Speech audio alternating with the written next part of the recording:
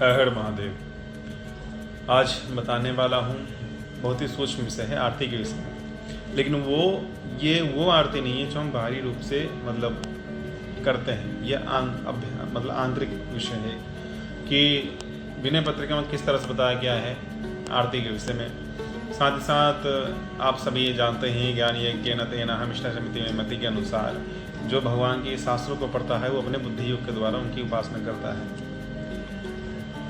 और इससे ज़्यादा प्रभावशाली माना गया है आंतरिक पूजा को, क्योंकि इससे हमारी चित्त की शुद्धि होती है, उस पर सीधा सीधा एक अच्छा असर पड़ता है। विनय पत्रिका के इस पद संख्या जो है वो है 47 पद संख्या है।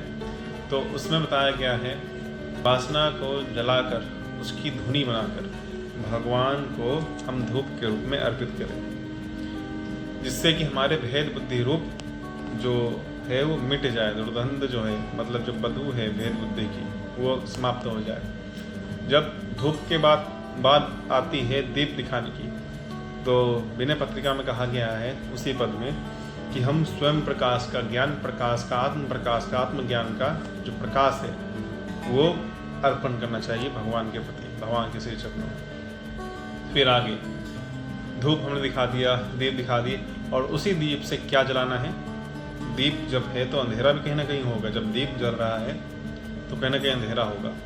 तो उस अंधेरे से मिटेगा जो हमारे अंदर का हो जाए क्रोध, मद, मोह, अंधकार, ये जो जितनी भी चीज़ें हैं, ईर्ष्या की भावना होगी तो ये समाप्त हो जाएगी। ज्ञान प्रकाश अभिमान चारी चित्तवृत्तियाँ आपकी छीन हो जाएगी। जब ज्ञान प्रकाश होगा तो उस अंधकार का नाश होना भी संभव ही है।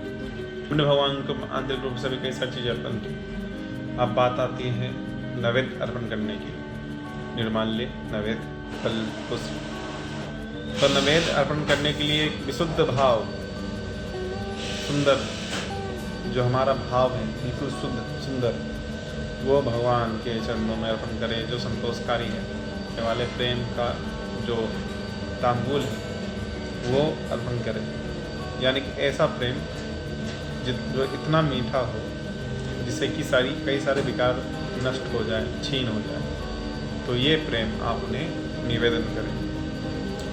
तो कुछ इसी तरह से इस भक्ति, वैराग, ज्ञान की वृद्धि के लिए एक ऐसी आरती विनय पत्रिका में बताई गई जिससे कि आप में कुछ इस तरह से ये आरती बताई गई है जिससे कि आप अपने समस्त मल, पास, दोष, इन सब से मुक्त हो सकते हैं, और